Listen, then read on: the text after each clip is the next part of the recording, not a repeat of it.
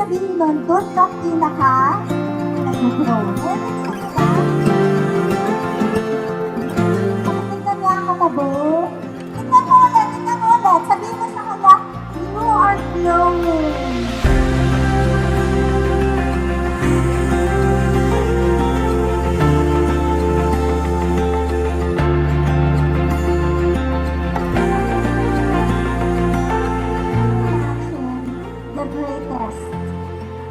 The grandest version of you. What are you doing? Who are the people around you? Imagine your greatest and your grandest version.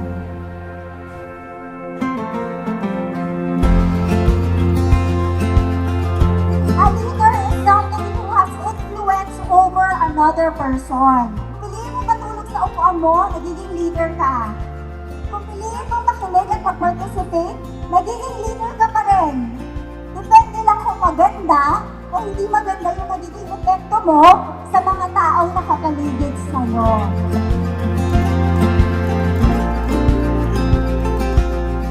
Ano yung gusto mong declaration mo every time na insecure ka, every time nakakalimutan mo yung katotohanan mo, ano yung gusto mo sabihin sa sarili mo? I am a child of God. I am victorious by God's creation. I love the way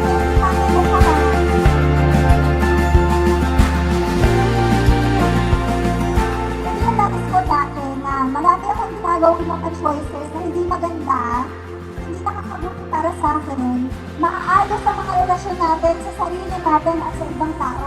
Not to God, agad. Huwag ka mag-focus sa kanila. Huwag ka mag-focus na dapat magbago siya. Dapat mag-iba yung treatment niya sa akin. Hindi. Ang papaguhin ko lang is yung may control ka. Your thoughts, your words, and your actions. Doon ka lang may control. Kasi kapag tinatry natin paguhin yung ibang tao, ano mangyari sa atin? Mafo-frustrate ka lang. So change yourself. Don't worry about other people, and then you may be surprised, other changes will come.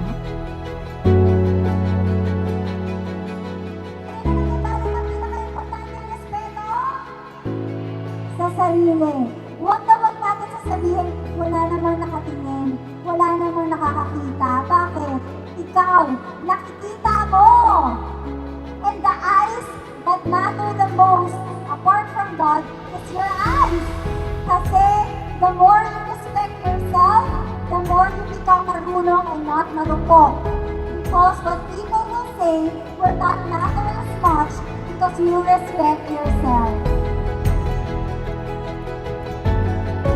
Without further ado, let us please welcome our motivational speaker, a round of applause for Ms. Marian V.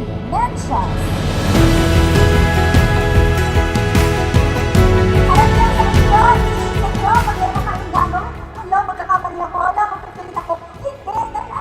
Diyos, you come from victory. Panalo ka na.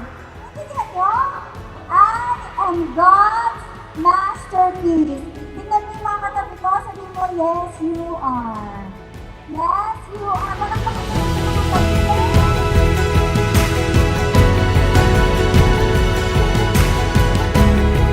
Go to God agad-agad. Sana.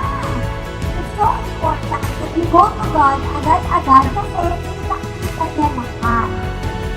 Kita niya saan ka matatry,